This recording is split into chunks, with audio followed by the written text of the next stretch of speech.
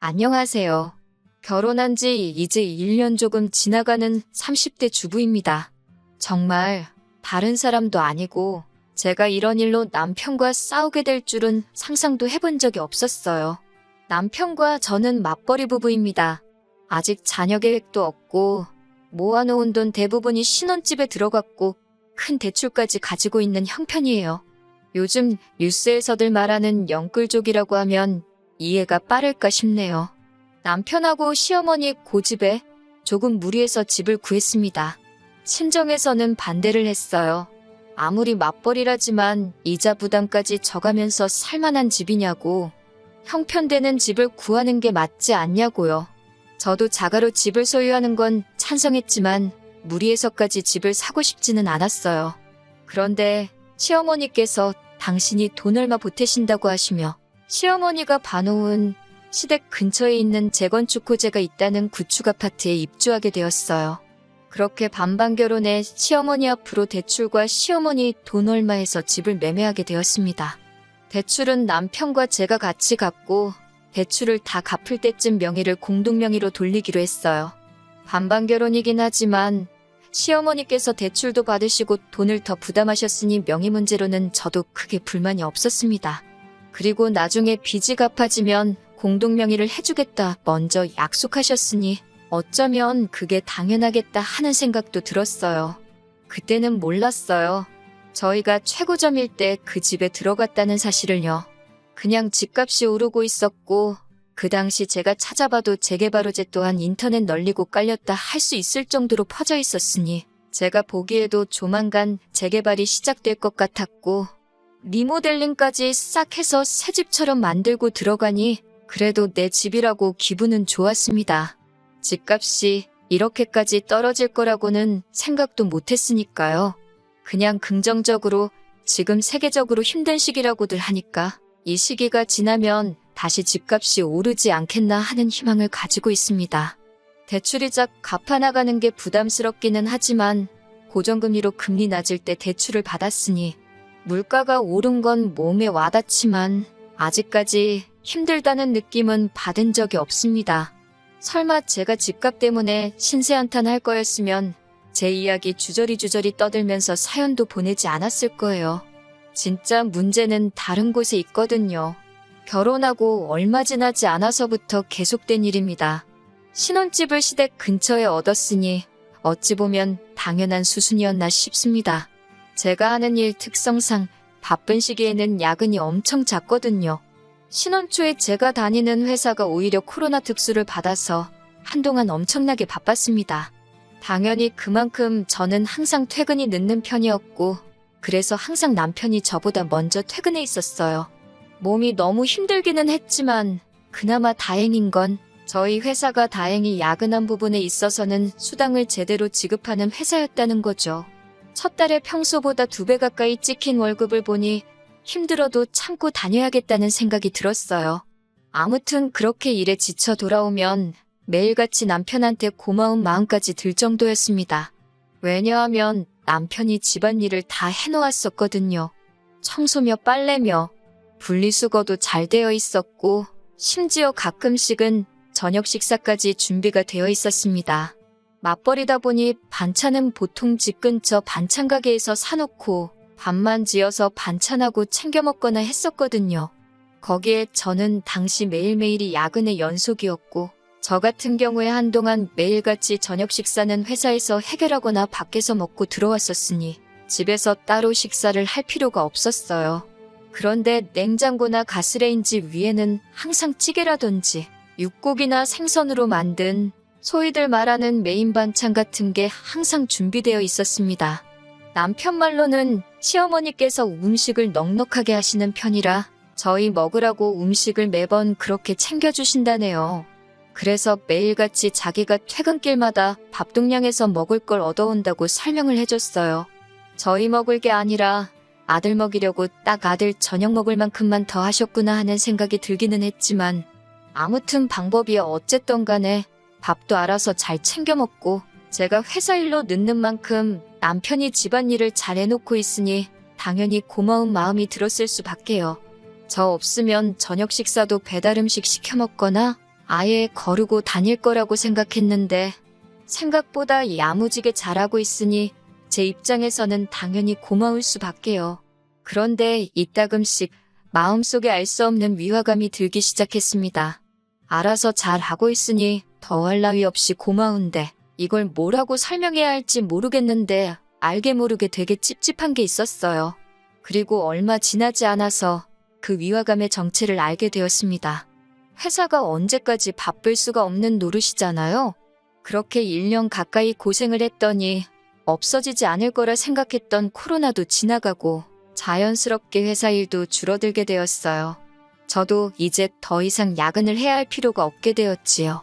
솔직히 야근할 필요도 없던 날에도 일부러 돈 생각해서 더 일을 한 적도 있었어요. 그만큼 벌이가 쏠쏠하기는 했는데 막상 몸이 힘들었어도 돈 모이는 거 보고 참고 있었는데 이젠 더 이상 야근을 할 필요가 없다니 아직 남아있는 대출금 생각에 저는 아쉽다는 생각까지 들기도 했습니다.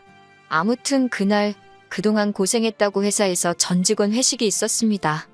원래대로라면 그간 회사에서 가장 오랜 시간을 보냈던 저도 참석을 해야 했지만 신혼살림 차리고 나서 쉬는 날 제외하고는 남편하고 제대로 집에서 저녁 식사도 해본 적이 없으니 자주 해본 적은 없더라도 신혼 분위기도 내고 제가 솜씨 좀 발휘해봐야겠다는 생각이 들었어요. 그래서 회사에 사정 설명하고 저는 회식에서 빠지고 집으로 돌아갔습니다. 원래 남편에게도 회식이 있을 거라고 말은 해놨는데 일찍 들어가게 되는 것까지 굳이 알릴 필요 없겠다 싶어서 따로 연락은 하지 않고 퇴근을 했지요. 회식 일정 때문에 평소 때보다 퇴근도 이른 시간에 해서 그런지 저녁거리 할 것들 장을 보고 퇴근했는데도 시간이 이르더라고요. 그리고 집에 비밀번호를 누르고 들어왔습니다. 그런데 집안에 TV가 켜져 있고 음식을 한 냄새도 진동을 하더라고요. 그리고 주방에서 일찍 왔다는 소리와 함께 시어머니가 등장했을 때 제가 느꼈던 위화감의 정체가 바로 이거였구나 하는 걸 알게 되었어요. 사실 남편이 매번 매일같이 퇴근길에 시댁에 들려서 음식을 얻어온다는 게 사실 말이 안 된다고는 어렴풋이 생각을 하고 있었어요. 그래서 더 이상하게 느꼈던 것 같아요. 아파트가 구축이라 주차장이 세대수에 비해 엄청나게 모자라거든요. 그래서 퇴근 시간만 되면 주차 자리 가지고 아주 전쟁터가 일어나는 집이었는데 주말이면 어디 둘이서 밖에 놀러 가더라도 저녁에 주차할 자리 없다고 일찍 집에 오던 남편이 매일같이 퇴근길에 시댁에 들러서 저녁거리를 얻어서 온다는 게 말이 안 된다고 생각했었거든요. 그리고 밥도 차려 먹어야 되는데 차라리 시댁에서 저녁을 먹고 들어왔다면 모를까? 왜 굳이 그걸 집에 가져와서 먹나 싶었어요. 아니나 다를까 남편이 저녁거리를 얻어온다는 건 거짓말이었고 시어머니가 그동안 제가 야근으로 자리를 비운 동안 비어있는 신혼집에 들어와서 집안일이며 식사 준비며 다 해놓고 아들 저녁까지 먹이고 집에 가신다는 사실을 알게 된 거예요. 집안일 해놓은 것만 봐도 남편 솜씨가 아니란 걸 눈치챘어야 했는데 남편이 원래 꼼꼼한 성격도 아니고 출근할 때 들고 다니는 가방만 봐도 정리정돈 좋아하는 사람이 아니란 건 알 수 있거든요. 심지어 제 통장이나 조금 개인적인 걸 정리해두는 서랍장까지도 줄 맞춰서 정리를 해놓은 적이 있었어요. 여기까지 정리해주는 건 조금 오버하는 거 아닌가 싶기도 한 게 원래 자기 가방도 정리 안 해서 뭐가 됐든 두서없이 한 곳에다가 쑤셔박고 많은 사람이 제 서랍장 정리해놓은 거 보면 이런 재주가 있나 신기할 정도였어요. 그때 감탄을 할 게 아니라 그렇게 각 잡아놓고 정리해놓은 걸 봤을 때 이게 남편이 한 게 아니라는 걸 제가 눈치챘어야 했는데 어머님은 저를 보자마자 약간 적대적으로 나오시더라고요. 회식 간다더니 왜 벌써 왔냐는 식으로 물어보시더라고요. 회식을 안 간 건 둘째치고 제가 일 끝마치고 다른 데 간 것도 아니고 퇴근하고 제 집에 온 건데 왜 벌써 왔냐는 식으로 추궁을 당하니 기분이 참 그렇더라고요. 회식 불참하고 일찍 퇴근했다고 하니 더 캐묻지는 않으셨는데 얼마 안 지난 것 같은데 둘만 있는 게 그렇게 불편할 수가 없더라고요. 다행스럽게도 남편이 곧 퇴근을 해서 집에 돌아왔습니다. 남편도 자기보다 먼저 집에 돌아와 있는 저를 보고 적잖이 당황을 하더라고요. 말까지 떨면서 어떻게 상황을 정리해보려 하더라고요. 그리고 그동안 남편이 일에 지친 저를 위해서 불편을 감수하면서까지 해왔다고 생각했던 일들이 사실 남편이 한 건 하나도 없고 전부 다 시어머니가 하신 거라는 사실을 알게 되었어요. 설마 아닐 거라고 생각했던 게 현실이었다는 걸 알게 되니 머리가 띵하더라고요. 자기도 그동안 석연찮은 구석이 있으니 자기가 다 해왔던 거라고 저에게 포장해서 말을 해왔던 거죠.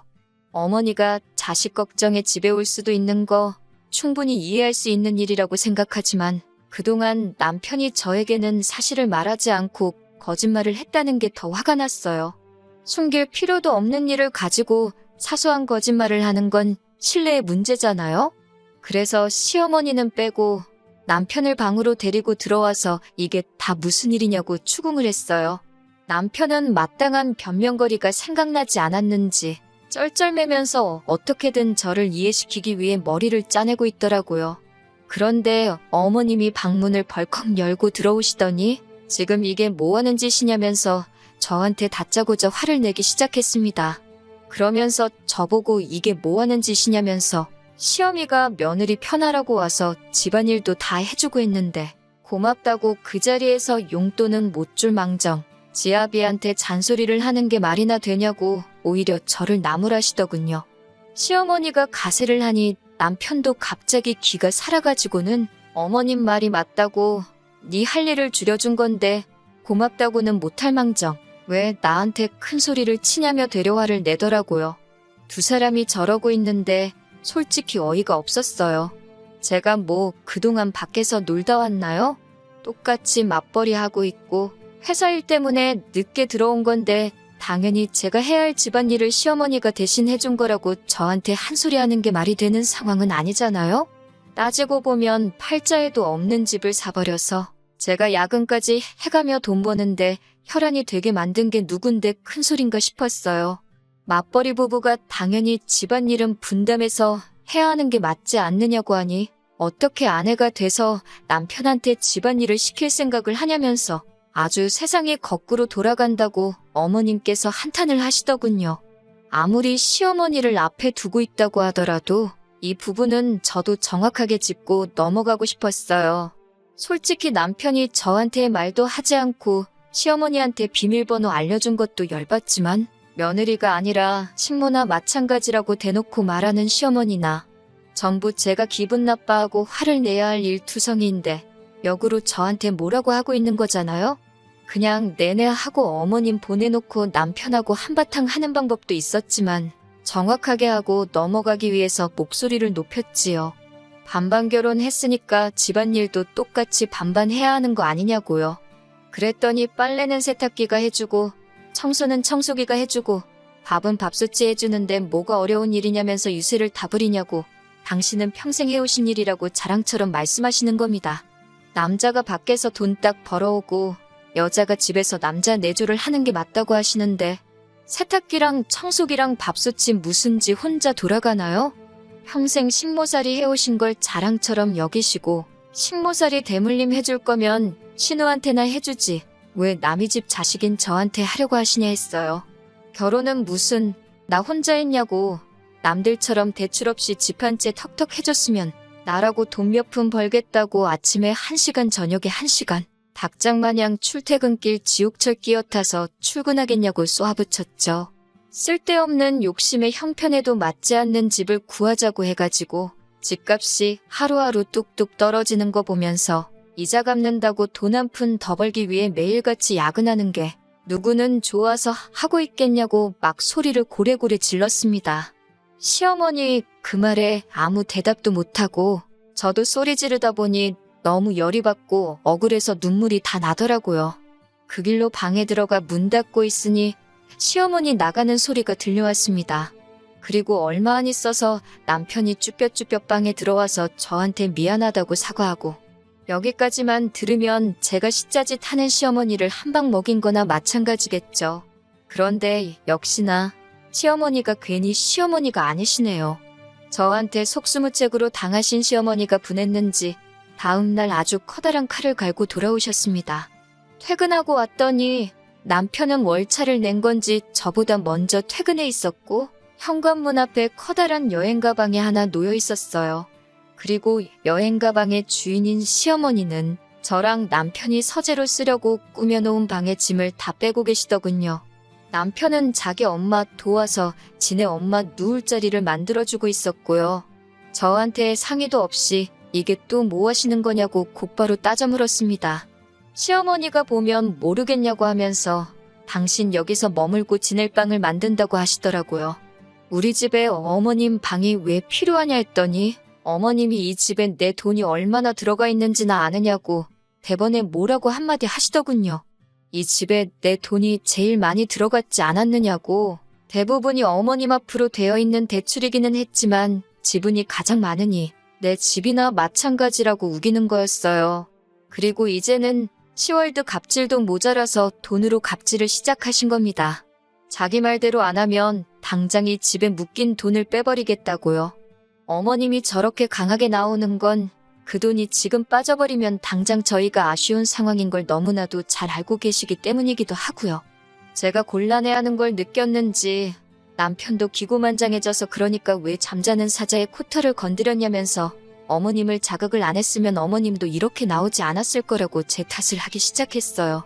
정말 억울했지만 이렇게 졸지에 어머님하고 같이 살아야 할 바에야 제가 제 고집을 빨리 꺾는 게 좋겠다고 생각을 했어요. 시어머니가 이대로 돈을 빼도 문제고 제가 남편한테 져주고 들어가는 모습을 보여주기 전까지는 분명히 이 집에 저렇게 눌러 살 계획이신 것 같은데 하루 종일 같이 지낼 바에야 저 출근해 있는 동안 왔다 가시는 게 낫지 하는 생각에 일단 먼저 어머님께 제가 잘못 생각한 것 같다고 말했습니다. 어머님이 저희 생각해서 도와주신 건데 제가 몰랐다고. 그렇게 한 수 접어주는 척 나갔더니 오히려 더 기고만장해지시더군요.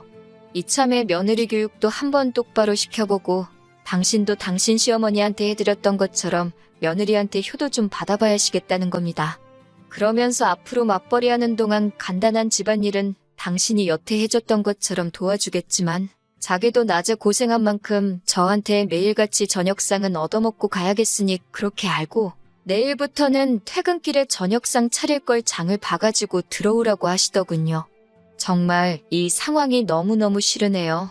불행 중 다행인지 회사에 일이 생겨서 다시 야근을 하고 있는 실정이기는 한데 2주면 끝날 일이에요. 2주 뒤엔 팔자에도 없던 시어머니 수발을 들며 지낼 생각을 하니 아주 고민이 이만저만이 아닙니다.